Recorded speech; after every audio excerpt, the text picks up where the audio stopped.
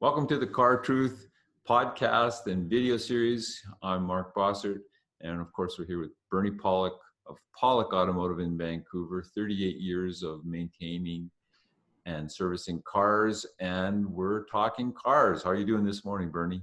Doing well. So, a lot of talk and information around. I guess this is spurred by me seeing an article about a Tesla actually filming people keying the car, and those people being prosecuted successfully for being jerks.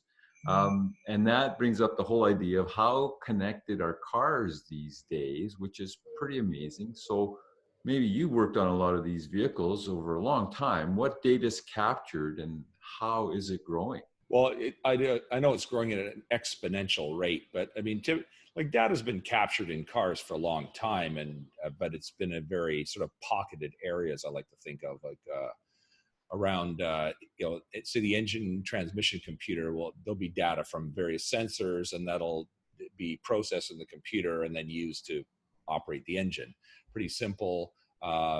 Then I think the next kind of level, there's a body control computer where everything in the body of the vehicle. I mean, it used to be like, you open the doors. If you had power door locks, that was one system, but everything's been integrated over the last couple of decades. So, your horn is part of that. So unfortunately, a lot of times you need a repair on a car. If your horn doesn't work, sometimes it requires a $1,200 plus computer to replace. But the neat thing with that integration is you can put your alarm system through there. If someone does something to the door, it'll turn the alarm on. There's a variety of things, but inside that too, there's a lot of data that's captured. And quite a few years ago, it came out that if you're in a collision, that there was a way to actually retrieve that data and see if you're actually how your driving habits were. I still, as a technician, don't know how to retrieve that data or where that is. There's no sort of way, but there's obviously some people or organizations that have ways to capture that data. So but that's all on car data. Nowadays, we're moving into transmitted data. We're receiving data like a smartphone would, and and the car can send data, just like you said with the Tesla, where someone is keying your car, or I was reading about a BMW where if your alarm goes off, there's a camera around the car and you can see what's going on, which is incredibly useful. As opposed to some alarm just sounding on the street where everyone goes, whatever, that thing just malfunctioning. So that's kind of in a nutshell. Now, and a couple of transmitted data systems have been around for a long time. Like GM introduced OnStar in I think the late '90s, where it was a through the cell phone service. So if you were in a collision, again, you have to subscribe to the service and pay for it. But if you're in a collision, it would actually send a signal to the the mothership. And they could inform, call 911 on your behalf because they know where your car was by GPS location, which is useful. Or if you had some kind of emergency, you left your keys, they could unlock the car for you. Pretty useful stuff. So that's kind of the rudimentary system, of data collection. And now it's evolved to, like you said, with the Tesla. I mean, it's way bigger than that even, and we can talk more about that as we go. Yeah, Tesla sort of led the way, but like you said, BMW, I think it was a BMW 5 Series that had that 360 camera that actually sends it to your phone. Have I got that right? Yeah, I believe an app, if you have the app. Yeah. And the alarm goes off, it sends it to your phone. Yeah, I'm sure Tesla even has that too, because they have very sophisticated app. So yeah, so the new technology, it's awesome that way. You can know if your baby's safe. Yeah, and so with cameras in cars, now we're talking about a camera being able to do all sorts of things. Like, how many cameras are actually in cars these days? I mean, I'd speculate. I don't even know the exact number, but I mean, for certain there are a lot of cars, and they'll have like at least a couple of cameras in the mirrors. They'll have a camera in the front, a camera in the back. I think some maybe even have some higher mounted cameras. So I don't know the exact answer, but there's a number of them. And there's also cameras inside the car. Now, I don't know how many have them. Just read an article that Tesla Model 3 has one, but they say they don't use it right now, but they could activate that software at any moment. So you never know when your car camera will be, but they say they'll notify you when it happens. But your in-car camera, you could be watched how you're driving, but there are positive sides to that too. Yeah. So the purpose of that, and other vehicles, other safety systems that are out there. I'm not sure exactly who, but they definitely have cameras inside the car because they're watching for how much attention you're actually paying to the road. So if you're busy talking and looking in the wrong direction, the car will start to take over more and more how you're driving. It will keep you in the lane. It will stop if an emergency stop is required or slow the vehicle down. So that's the good side of it. The bad side, of course, which is what we want to get into a little bit before we end on maybe a better note. What are the downsides of all this surveillance? Well, who knows who's watching it, and we know there's a lot of talk about data usage. I mean, we see lots of I won't mention names of larger companies we use for that use a lot of data to suggest that we buy certain products or remind us that we like these kind of things, or if we're in a car and we happen to be driving by somewhere, it's like eat at this restaurant. And I know myself personally, like I will have to throw a brand here, but I was listening to a comedy show on the radio, and this guy was making a joke about Chipotle, and I happened to be driving by one. I go, I think I'm going to have lunch there. and it's like, it's amazing how as human beings, we're just so suggestible. Suggestible. Thank you, Mark. That's exactly the word I was thinking of. And so, but we can kind of be preyed upon with that too. So our cars can be the next unit of that happening to us, besides our smartphones and our computers and everything that reminds us to buy this or buy that, or that we like this particular brand, or that we like this particular author. So I mean, that's one area. The other thing, of course, is surveillance. Like, I mean, our society, North America, it's good, but what if things were to change to more totalitarian regime or a less inclusive society, where all of a sudden those of us who think we're law-abiding, loved by the government people, all of a sudden are not. We're the outcasts. I mean, what's going to happen there? So again, our car becomes the medium of like, hey, well, Bill's not one of us. He's driving down this road. Let's go get him. And so, I mean, that technology is already there in a lot of ways, but the camera just adds more and more to that. Absolutely. Yeah. And of course, there's another side of this whole thing, which is security. I mean, the purpose of all this is, of course, to make things more convenient, safer, and increase the reliability and ability for the vehicle to serve our needs. But absolutely, there's also the layer of security of hacking, and ethical hacking has been used to take over vehicles. Jeep had a very severe wake up when some guys showed exactly that they could control the steering and starting and stopping, acceleration, putting the brakes on, of all things, in a vehicle remotely, and actually did a demonstration for the management team at Jeep. It freaked them right out that they needed to get up to speed on using security in their vehicles, because the car industry is not necessarily maybe as savvy about some of this stuff as the computer industry. Although, even with the quote unquote intelligence about this and knowing that hacking exists, computers still get hacked all the time. So yeah, there's cars. What do you want your car to be hacked? I mean, no. Well, yeah, exactly. Like you said, it's about like losing. It's all about having.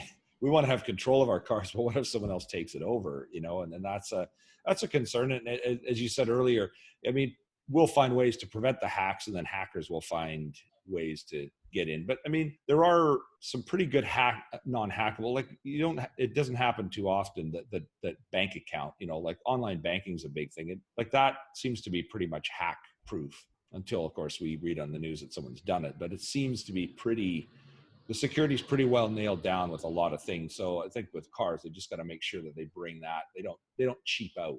They go, over the history of car manufacturing, cheaping out has been a thing. Well, you were mentioning advertising. GM has a program already in place to use those in-car screens to present advertising, and the GPS system, of course. And so it's perfectly timed.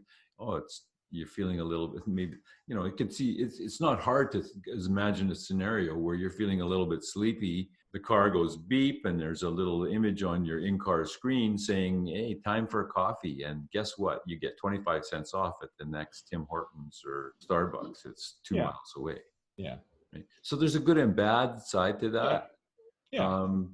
But I don't know if there's a way to shut that off in a car. I know I can shut it off on my phone. Yeah. Can I shut it off in my car? Yeah. Well, I think this is again, like the broader question that we're talking about is, who owns this data and how much control do we have? Because I mean, a lot of this, to me, I want the data in the system to serve me and not the bigger corporate world. Although it's, it's nice if you own a company, and I have a business. It's like all these things are helpful. I mean, like for Starbucks or some coffee company, it's a great thing to have that ability to remind people, hey, come to our business. The little guy might not be able to play on such a big level, though. It does favor the large corporations. So to turn this on to the positive side of it, of course, there's, human beings basically are really suck at driving cars. The majority of accidents are from human being failure, whether it's, ingesting things or being distracted in certain ways, looking at your cell phone, don't do that, etc. So having the car start to take over some of those functions, and I don't know, there's good and bad to that. I guess we don't have to pay as much attention, so we're not going to be as good. We're going to get even worse drivers. But we're going to that place, obviously, clearly at some point where we'll be autonomous. We won't have to drive at all. We'll just get in the car, flip the seat around, and the car will drive us where we need to go. And it's, there's debate. How long is that going to be? Well, some people are saying right away. Some people within the next year or two. Some people are saying 10 years. We'll see. Yeah. A lot of hurdles to be jumped there, including laws and safety, etc. But that's the value of all this connectivity. Yes, exactly. The artificial intelligence that's being created or needed to be created to understand what to do and drive the way that we don't even think about after a while. We're in our heads and we don't even remember where we driven from, home to work. We're suddenly just there. How did that happen? Yeah. And we were safe and we did it 1,000 times, right? Without any problems. We need an AI that can do that. And that AI needs information and training, and the way that training happens, Tesla's gathered 1 billion miles worth of data of cars, basically to keep making their self-driving function more and more efficient. And when it gets to 10 billion or 20 billion miles, somewhere along the way, it will just be good enough and safe. Safer than any human being. It's probably safer than any human being now. And there's going to be the odd screw up, but it's like at a rate less than humans. Yeah. I mean, I don't know why I find the idea of like self-driving cars like exciting and threatening at the same time, because I like to drive and I kind of like to be in control. But to me, what I really welcome is with this technology and data capture, is those assistant systems. Like, I mean, I got in an accident like 30 years ago. Wasn't looking where I was going. I rear-ended a row of cars at a red light because I wasn't looking where I was going. I really appreciate having something that goes, like a warning buzzer. Hey, beep, hey, pay attention, because I tend to notice that I'm kind of like, I don't use my phone, but I find things on the road. I look around. Hey, that looks, it's a nice flower or pretty woman, interesting looking car, whatever, all those things that, any other, there's hundreds of thousands of things that distract me, like, and other people, so it happens to other people. So having something to remind me or if I get drowsy, like say with the coffee thing, is like the car reminding you, hey, you might not, you keep wandering over this lane, you might want to consider pulling over. Exactly. Well, then there's the layers. So those are really, really useful things. Absolutely. Yeah. Well, and then there's the layers of insurance. I mean, if you're more and more using the self-driving aspects of the car, which are quantifiably, demonstratively more efficient and safer than you driving yourself, controversy aside, the data is very clear on this point, then your insurance will actually be reduced. That's coming. Yeah. It might not be in place yet. I mean, it might be in the States. I don't know. The maintenance of your vehicle, I mean, to the point where, I mean, we already have tire pressure sensors and all sorts of different other things that will, the check engine light, and as we've talked about on our other podcast, but that's going to get more and more sophisticated. Yeah. As far as telling you things, like maybe even to the point of saying, hey, look, you've gained 10 pounds, time to go on that diet. And as you drive past the gym, it'll remind you that this place has a, a sale on memberships. Right? Save $4 a month. And Yeah, that's right.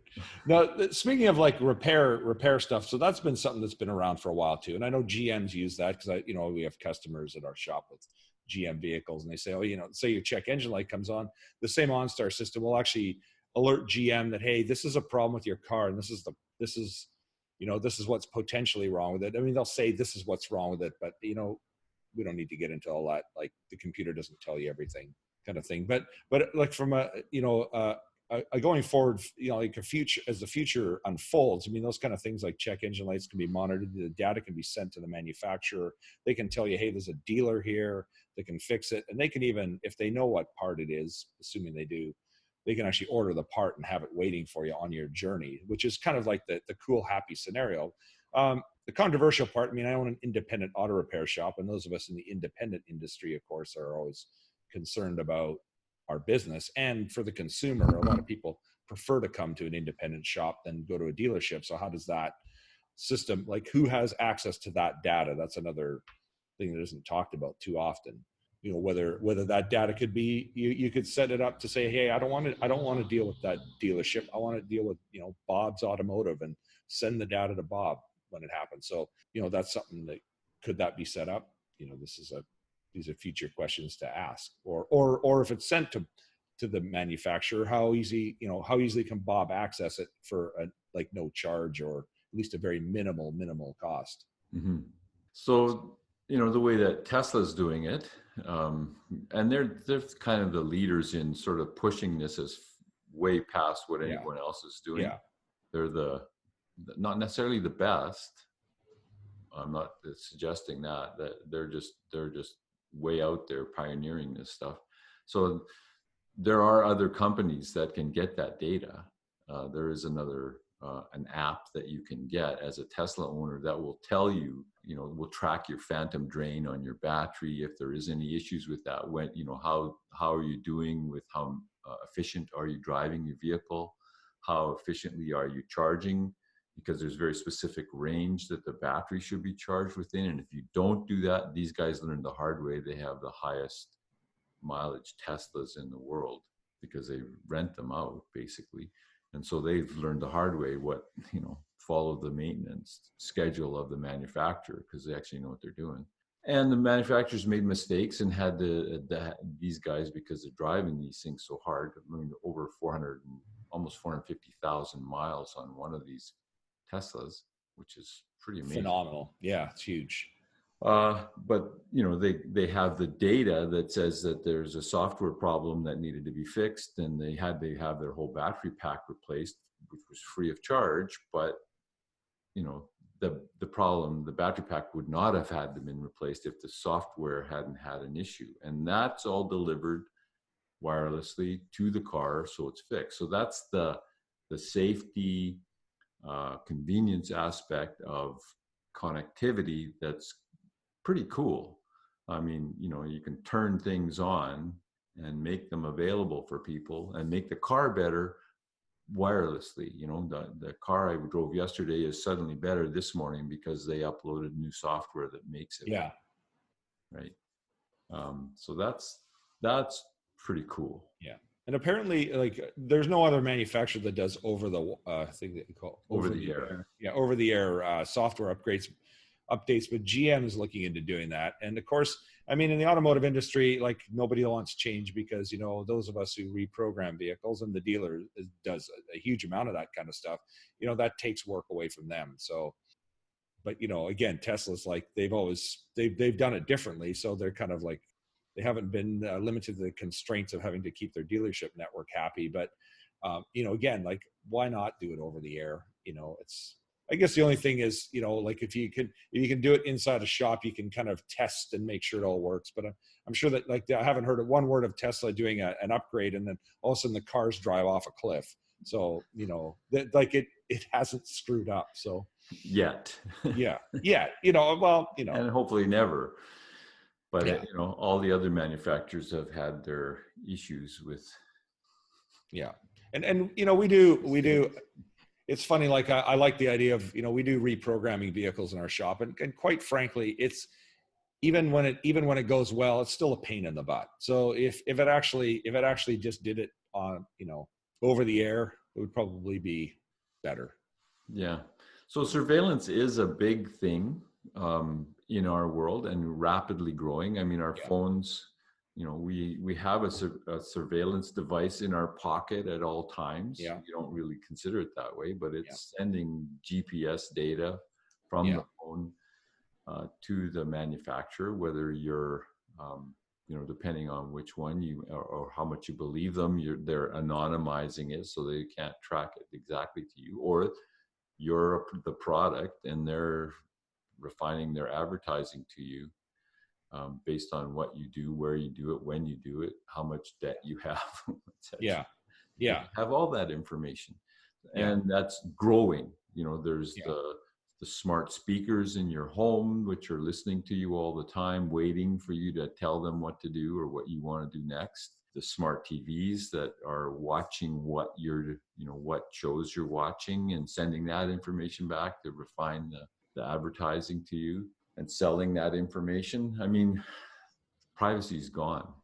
Yeah. So how much do we really need to be worried about surveillance in our cars? I guess my point, and I think that we agree on this, is that it'd be nice to be able to shut it off and even know what it is. How much do you know? Yeah. Well, exactly. I mean, to me, and like, say, who owns the data? I mean, there are people making a lot of money off of my data. I mean, should we be paid for our data? And I think we agree. Like when you use Google, for instance, you get this nice free service, and we use them and they use us. And but it could be different. It could be like $10 a month fee for Google to get all that information, and they don't collect any data on or use it in any other way. But you mean like being able to use the maps or search and find other websites that you're looking for? Yeah. But it's all part, I think our world is becoming more and more interconnected, and this is all part of it. Like, I think I was just thinking about, and I know Tesla has that beautiful screen in their car, where and you have your map app and you can see where all the traffic jams. I mean, and I mean, all our smartphones do that too. So it's like there's this communication back and forth, and I believe the way they get that is they just know there's a bunch of smartphones sitting and not moving. So they go, hey, there's traffic congestion there. So I mean, this is good stuff to have, but again, it would be kind of nice to shut it off. But then if everyone did that, then we wouldn't have the benefit of knowing there was a traffic jam on this particular road, and it would be worse. It would be worse because then, yeah, exactly. So I think good and bad and everything, but again, it's like how are things used, and are they being used for the good or for the bad, and how do we? Again, when you're, be bombarded with advertising and say, I was saying we're suggestible. It's like, you just need to be aware and shut it off and go, yeah, okay, well, thanks for the offer. And it's no. Well, I've had, I guess maybe to get towards the end of this, but, I had a car that was keyed on both sides. Mm-hmm. And it was a lot of money. It cost the insurance company a tremendous amount of money.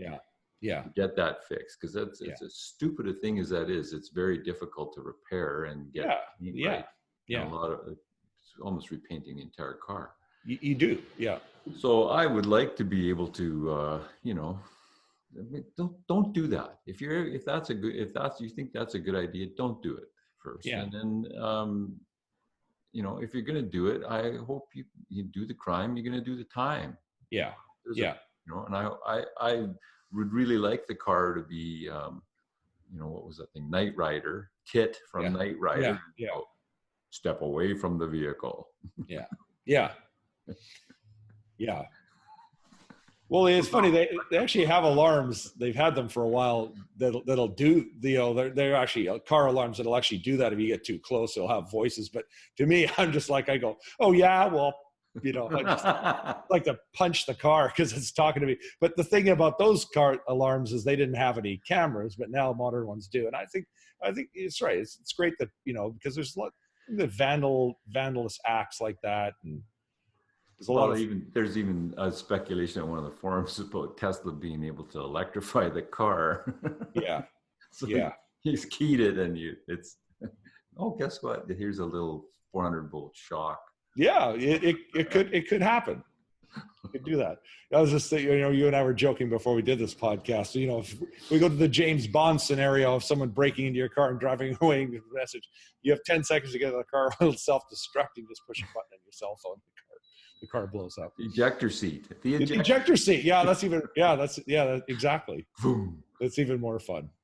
Yeah, a lot of liability in that, but it's fun to think about that. But yeah, I mean, it's a changing world. It's kind of exciting, and there's with everything, there's good and bad, and I kind of appreciate all of it, though. It's really, for the most part, good. Well, I've had the experience now in my new vehicle where I was late to get somewhere and I was going to cut it close with that car that's turning slowly in front of me. This was the normal way I drive if I'm in a rush. I mean, and we probably all do. I was going to miss the car, but it was going to be probably within a couple feet of, moving by. And I wasn't driving fast. It was, 20 kilometers an hour, and the car started shaking and, well, yeah, and there was a little blinking light in the dashboard saying, hey, it's too close. Don't do that, buddy. Yeah. It's good. So, okay, well, maybe I don't want to cut it so close. Yeah. That's a good thing. It's good. It's all going to be a good thing as long as we are aware, I guess, of what the potential downsides should be, or who's doing a good job taking care of us. Yeah. And lobbying them to make sure that we can shut it off if we want to. Yes, I guess, exactly. Well, there was another point I wanted to make before we go, which is, there are rules coming in place. Like Volvo has set in 2022 or 2021, I'm not sure when, they're limiting their cars to 180 kilometers an hour. And the car will not be, it's not that you can press on the accelerator, they're going to change the engine management so that it just doesn't have any more power. Yeah. And there's proposed rules for the EU that by 2025 that there is a maximum speed, so you won't be able to go above whatever that number is. The Autobahn days of unlimited speed are going to be gone, and whatever that number is, 70 miles an hour, 140 kilometers an hour, whatever it is, that's it. There's no more speeding in the EU, and they can control it all. Again, this is that authoritarian state, the step towards perhaps of that authoritarian state. So is that a good or bad thing?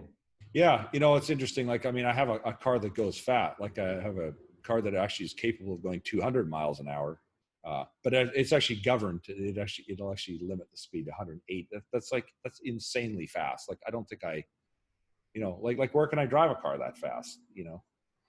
And there's not on the road. Yeah, it's like, but I don't know where it's going with that. But the capabilities there. But there's a lot of cars out there that can go those kind of speeds. And it's like, people buy them because they can, but never will go that fast. So who knows? Again, like you said, it's Big Brother. Well, and is it, I mean, it's a marketing, in a way, it's a marketing gimmick to go that have fast. A car to say, well, our car can do 180, 250 miles an hour, whatever it is. Yeah. There isn't a road where you can drive that safely. No. In most cases. Maybe the Autobahn. Well, even then, you've got other cars there. If you're driving that fast and somebody comes into your lane, you don't have time to react. No. Not a racetrack. Yeah, exactly. A racetrack is a place where it's more controlled, and you can assume the other drivers know what they're doing. Yeah. And are paying attention, but that's not always true either. Yeah. They're racing in Monaco this weekend in F1, and there will be crashes. Stuff happens, and those guys are the best of the best of the best human drivers. Yeah. With cars that are so incredibly sticky that they're, they can drive at impossible speeds. Yeah. And, like your friend, I think you told me about a friend of yours that had an R8 that flipped it on the freeway here in the rain. Yeah. And an Audi R8 is an incredibly safe car. Yeah. Incredibly fast. Yeah. So at what point are you being stupid? Yeah. Yeah. Exactly. Yeah. So, well, there's I don't like the idea of somebody telling me I can't drive fast either. Yeah. But on the other hand, Well, if nobody hits anyone and you just flip the car over and you walk out of it and the car's all wrecked and your insurance pays for it, which is not great for the insurance company, but if everyone walks away and nothing happens, great. Or better still, if you're driving that fast and you don't hit anything and no one gets hurt, great. But it's like when something goes bad, it goes really bad, and it's like, if you're well, you husband or wife gets killed by someone driving that fast, or your kids, it's like, you're not going to be all that Yeah. oh yeah, well, they were just having fun. Interesting subjects to talk. It's like personal freedom versus societal. Yeah, no right answer. Exactly. So thank you for listening. We appreciate it. And tune in next week. We'll talk about some other thing, and perhaps we'll be a little more organized about what we say. Yeah. We'll do our best. Yeah. But these are big topics that are complex. Honestly, I don't see a lot of regular people talking a lot about this, and yet this is coming at warp factor 8. Speed. Yeah. Yeah. Get ready, because stuff's changed. I got a car I think has got a camera that's watching me, and I gotta see if I can maybe put a sticker on it. Well, yeah, I was thinking about how often they recommend people putting stickers over your computer camera, and I'm thinking, well, now they're putting cars with those the sticker will kind of defeat some of the functionality of the car. But Yeah. do we have a choice? Or maybe the car won't move because that thing's covered. I mean, Yeah. it's the way a lot of cars are nowadays. They go into like one thing malfunctions, and it's like it shuts the whole car down. And I mean, to me, this is a subject for another podcast. No, but that's a really good point. And again, where are we so looked after, and why are we so personally irresponsible that we need to have looking after? Yeah, good point. Good point. All right. Thank you for listening. Thank you, Mark, and thanks for listening.